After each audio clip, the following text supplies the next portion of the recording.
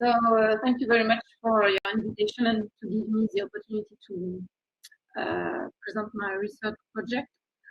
So I will discuss the new exon we identified and the complex splicing alteration we found in family erythrocytosis of monopolyndrol disease.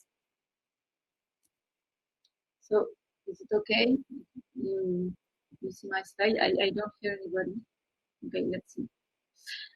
So as you know, adaptive response to low oxygen is a physiological response. And when the concentration of oxygen goes down, when you climb up a mountain, for example, you trigger adaptive mechanisms. So there is increased production of red blood cells, which transport oxygen to the body via the excretion of erythropoietin. The number of vessels grows also. There is vasodilation of the vessels through a better dissemination of oxygen to the body. And there is a modification of cell metabolism and induction of survival factors. And all these changes are induced by the Higgs factor, vulnerability by PhD, the PhD, and the VHL. But in some pathological conditions, for example, when the major actors that regulate if are mutated,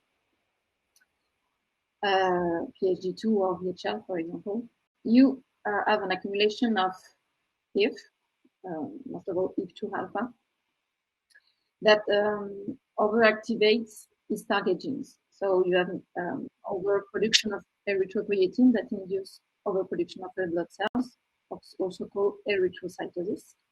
But you also have induction of angiogenesis and survival factors that induce and participate to tumorigenesis. So in case of German mutation in the VHL gene, the first pathology described was a von Hippel-Lindau disease associated with one mutation on one allele of the gene. Depending on the mutations, the impact on the VHL gene is not the same, and the severity of the disease is different. So some mutations only predispose to development of leukocytoma, and some other mutations induce development of multiple tumors, retinal hemangioblastoma, hemangioblastoma of the central nervous system, also leukocytoma, renal cell cancer, and pancreatic neuroendocrine tumors, etc. And in 2002, it has been described an additional phenotype, the Schuvash polycythemia. So the patients this time carry two germline mutations on VHL, one on each allele, and present an excessive production of red blood cells. Sorry. Yeah. Oops.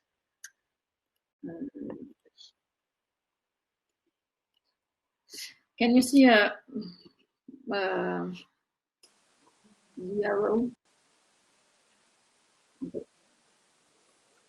So the patient. No. You don't see the arrow. The arrow. No, okay. So the patients are diagnosed at very early age. They develop polycythemia with very high erythropoietin serum level.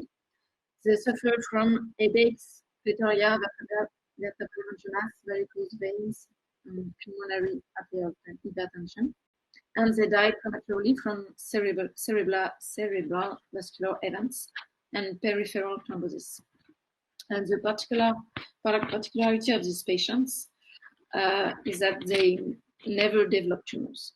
And their parents, who carry one mutation of the VHL gene, so the particular mutation arginine 200 tryptophan, are healthy. So since then, additional germline mutation in patients with erythrocytosis have been described, either at homozygous state or homozygous compound. In the majority of cases, the mutations involved in erythrocytosis are different from the one involved in VHL disease. As you can notice, I think you don't see my arrow. So on the right side of the slides, you can see in red the patients present very high level of erythropoietin. And you can see here, for example, 2,657 units. So it's more than multiplied by 100. And the number of red blood cells is very high. So instead of less than 5.7 million cells, they can reach 12 million of red cells. So here I have a request. So knowing that the anti-If2 alpha treatment induced anemia, so in the treated patients, could we use this treatment for patients with erythrocytosis? So please contact me if you know how to organize this. So different mutations in the VHL gene induce different disease. Either development of multiple tumors in the right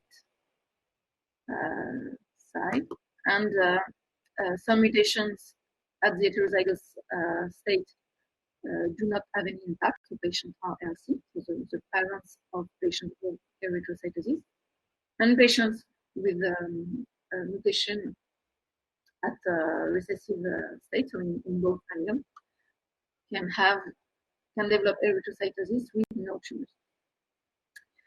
So in the laboratory, we work on the identification of the molecular mechanism at the origin of these different phenotypes. We have developed many arguments to show that the more HIF is activated, and the more severe is the VHL loss of function, and the more severe is the disease. So we also wonder if the complexity of the VHL gene will be involved. So we work on the VHL gene structure. So here you have the structure of the VHL identified in 1993. So you can see 3 exons named exon 1, 2, 3. And when the gene is expressed, the transcript can be spliced into 2 different isoforms. So one isoform contains exon 1 spliced with exon 2 and 3. And on the left, here on the left, you have exon 1 spliced with exon 3. The isoform containing the 3 exons can be translated into functional proteins, either a long isoform or a short isoform, and both of these isoforms can deregulate. And the isoform, the transcript isoform containing exon 1 and 3 can be translated into a protein which the function is still under debate. But recently, in the intronic structure of the VHL gene, we identified a hiding part, a hiding exon, what we name exon 1 prime. And this hiding exon is only present in higher primates. After transcription, exon 1 prime can be spliced with the other VHL exon. So either with exon 2 and 3, or with exon 1 and 3. So 1, 2, 3, and 1, 3. And the transcript can also be expressed from an alternative promoter and can be spliced with exon 2 and 3. So we have 3 new transcripts, but we still don't know if they can be translated into proteins.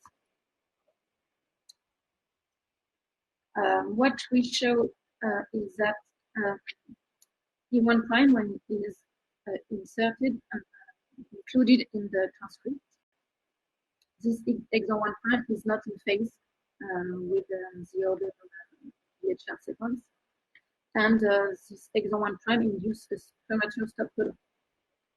So this transcript can be targeted by the nonsense-mediated decay, NMD. And so this mRNA can be destroyed. However, we show that these isoforms can be expressed in many tissues, normal human tissue, and in a high number of cell lines. We also show that these isoforms are expressed during erythropoiesis at different steps of red blood cell maturation. And the isoforms, you can see on the blue graph, the isoforms containing E1 prime represent 5 to 15% of the VHL total expression. So, and you have a different up and down relation during maturation. Analysis of RNA sequencing data available online also demonstrated that E1 prime is indeed expressed in many cell lines and tissue. So here you can see a schematic representation of RNA-seq data with a session cut. The red vertical bars represent the number of reads aligned with the VHL exonic sequence. The blue arches represent the different splicing recombination, and as you can see, E1 prime is expressed. Here you have the fix, and exon 1 prime is spliced with exon 2. So we asked the question of what are the role of the spliced isoforms in E1 prime, and can they play a role in regulating, for example, can it be a long non-coding RNA? So we started to study the impact of E1 prime invalidation in our cellular model. So to work on VHL disease, we use induced pluripotent stem cells, or HIPS cells, that we differentiated into neural crest cells. So neural crest cells, as you know, is at the origin of VHL tumors like photocytoma. But these cells are also at the origin of EPO-producing cells in the kidney.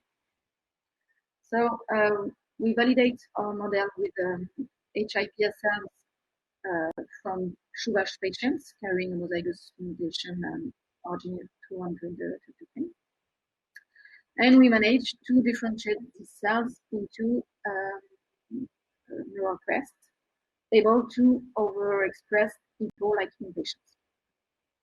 We started to construct control cells, so HIPS cells with invalidated E1 prime VHL exon. However, we never managed and we failed to obtain homozygous clones.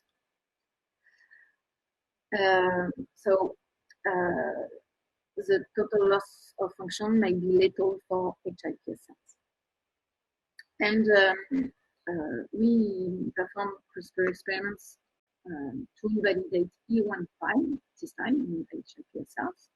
We managed to obtain a homozygous clone, so it is valuable for these cells.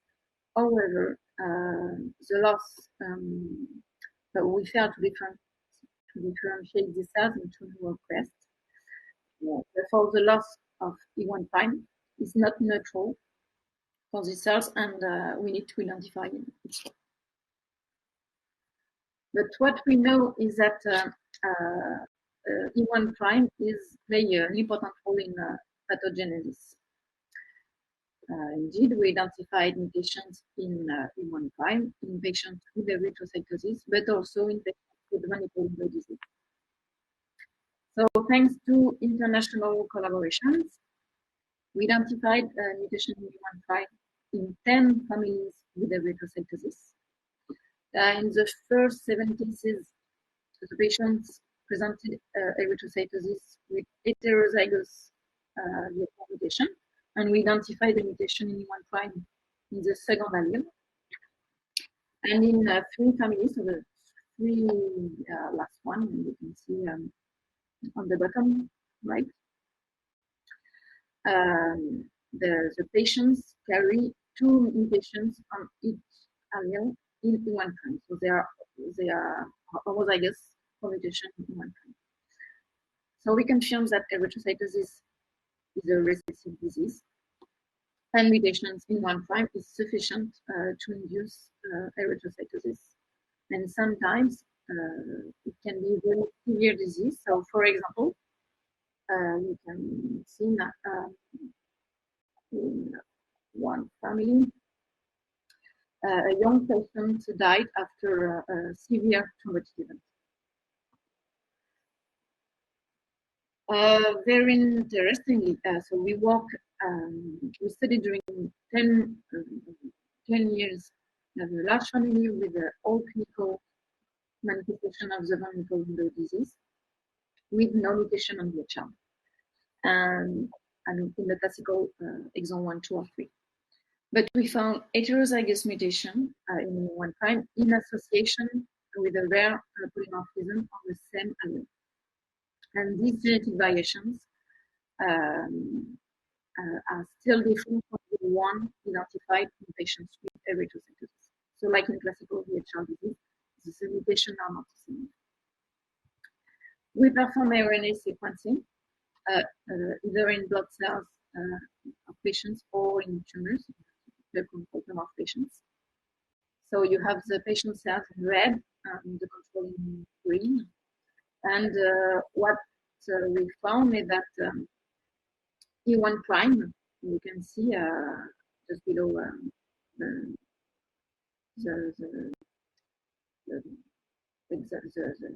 exon 1 here.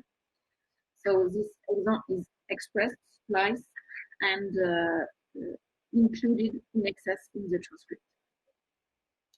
On the right, you can see FAQ PCR experiments, and we confirm that E1 is overexpressed in the tumor and in patient cells.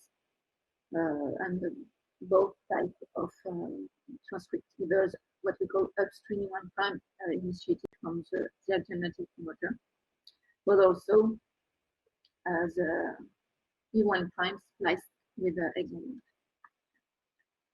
So we confirm this retention, the exon 1 retention, by performing a mediation experiment. So we clone the VHL exon 1 including 20 sequences between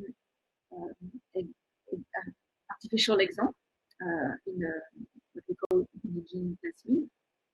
We transfer this plasmid in different cell types, and we extracted the mRNA, and after an RT-PCR with the primers located in the ABV, we identified the mRNA including E1 or not. So the upper band is isoforms containing E1. And what we show is that in all the cell lines tested, exon 1 is included at a very high level compared to the wild type, and the retention is more severe in mutation associated with cancers than mutation associated with erythrocytosis.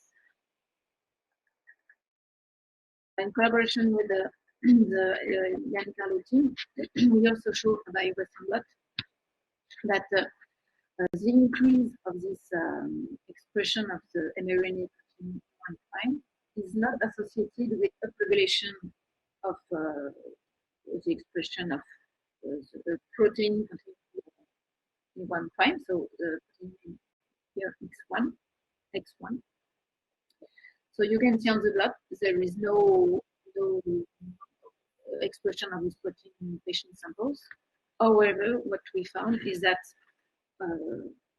functional VHL proteins, so the P30, also named VHL 230, and the P19, also called VHL 160, expression of these functional proteins are down-regulated in patient samples.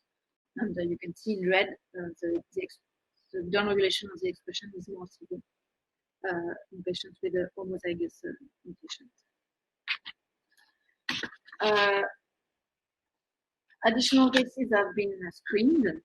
So thanks to Patricia Daya, Mercedes Robledo, Stéphane Richard, and Alpogene Sokoplo, patients collection from Canada, USA, Spain, and France, respectively. We identified patients with additional phenotype. So here you have a patient with isolated chromocytoma below, and also a patient with multiple hemangioblastoma presenting the same mutation as the one identified in the large VHL family, but not associated with polymorphism. So association of the polymorphism on this mutation may have an additional effect, because in the case of the mutation alone, the phenotype is less severe. So now, in order to study the respective role of E1 prime in this disease, we are performing comparative studies of mutations located closely, but associated with different phenotypes. So in one case, so the mutation in red, the mutation is associated with erythrocytosis, a very severe one. So the family with the patients who died very early, and they present erythropoietin level multiplied by 100. And in black, you have a mutation, one nucleotide right after, in a patient with a particular non-cell carcinoma. So the mutation targets the splicing acceptor site, AG, sequence AG, that is very important for correct splicing. And in both cases, the splicing is disrupted. So in one case, so for the mutation involving erythrocytosis, you have a loss of transcript splicing factor binding. And in another case, you have a regulation of binding splicing factors. But also, we would like to study the impact on transcription from this alternative promoter. Depending on the mutation, in one case, you have binding of a new transcription factor FOXP2, and in the other case, you have binding of the KFL3 or axis transcription factor. So in conclusion, VHL is a gene complex splicing regulation. We know its physiological role of this new VHL form, maybe non-coding RNA. But what we know is that mutation in this cryptic exon after splice alter splicing and cause erythrocytosis or von Hippel-Lindau disease. So splicing plays a role in pathology. So the study of this new isoform may identify new pathways for therapeutic targets.